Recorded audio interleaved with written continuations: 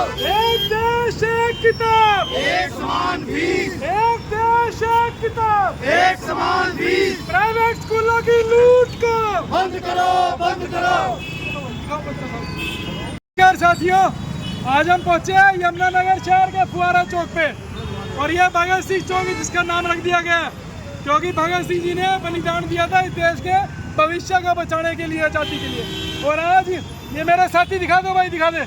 ये सभी साथी इस पूरे देश में शिक्षा का सुधार हो सके उसके लिए प्रयासरत है, संघर्षशील लोग हैं सारे।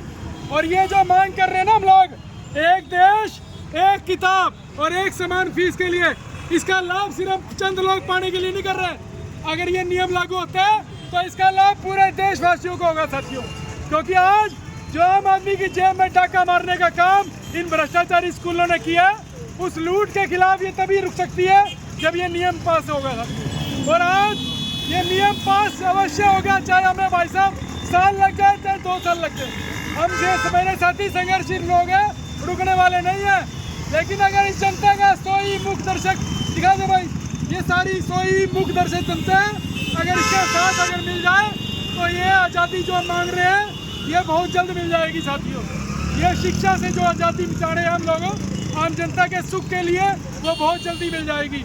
लेकिन अगर इसका हम पुतला जलाएंगे ना तो हमें यह भी पता है इन भ्रष्टाचारी अधिकारियों पर कोई फर्क पड़ने वाला नहीं है, ना इनको कोई फर्क पड़ना है, ना इनके आने जाने से कोई फर्क पड़ना है। लेकिन यह इस जनता को जगाने का प्रयास है कि हो सकता है कि हमारे संघर्षों को देखते हुए ये जनता जो डरी बैठी है, इसका डर जो है बाहर निकल जाए। क्योंकि आने वाला टाइम में हम यमुनानगर के जितने भ्रष्टाचारी स्कूल है ना, अगर ये सोच के बैठे हैं कि हम दोबारा नहीं आएंगे तो अपनी भूल को भूल समझ लेना सर। ये भ्रष्टाचारी स्कूल, हम दोबारा इन भ्रष्टाचारी स्कूलों का प्रमोशन करने के लिए आएंगे। बताओ भाई साथियों, इन भ्रष्टाचारी स्कूलों का प्रमोशन करने के लिए आप लोग साथ जाओगे नहीं जाओगे? जोर से बोलो, जाओगे या नहीं जाओगे?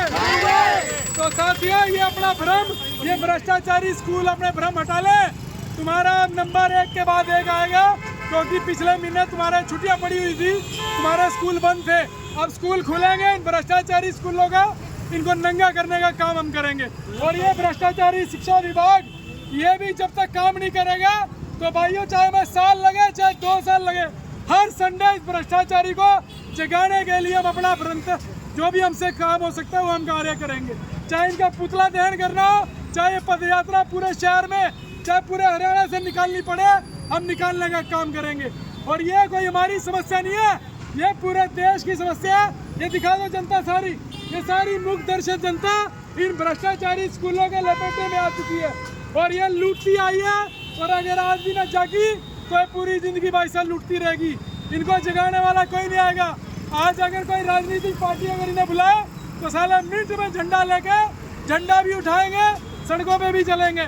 लेकिन ये जो आम बच्चों के भविष्य के लिए जो लड़ाई लड़ रहे हैं, इनका साथ देने के लिए कोई नहीं आएगा यहाँ पर, क्योंकि आम जनता के बच्चों के भविष्य के लिए हम लड़ रहे हैं। हम कोई जो संघर्ष कर रहे हैं इस देश के भविष्य को बचाने के लिए कर रहे हैं। ये बात इन्हें आज नहीं समझ आएगी। ये चाहते हैं जब तक हम लोग हमारे लठ ना बजे, हम लोग अंदर ना जाए, तब तक नहीं जागेंगे। क्यों भाई? ये हमारे भगत सिंह जी ने ना, इन्होंने बलिदान दिया था देश के लिए और इनकी बलिदानी के टाइम पे अगर ये मुख दर्शक जनता अगर जागी होती तो भाई साहब ये हमारे भगत सिंह जी की कुर्बानी न होती। लेकिन इस मुख दर्शक जनता ने हमारे भगत सिंह जी, सुखदेव जी, गुरुदेव जी, इनकी मौत के जिम्मेदार ये आम जनता थी।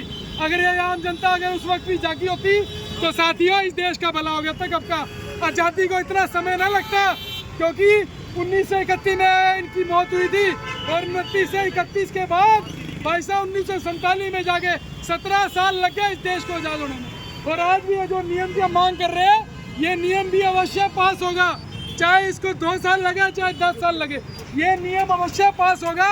लेकिन साथियों, अगर ये जनता साथ अगर देगी तो ये नियम पास होने में बहुत जल्दी हो जाएगा। ये जो हमारे लोगों का संघर्ष है वो बहुत जल्दी पास हो जाएगा साथियों। और अब चलो हमें जो काम करना है वो काम करने का काम करें भाई, अपना इस भ्रष्टाचारी शिक्षा विभाग को जगाने का थोड़ा सा प्रयास करें।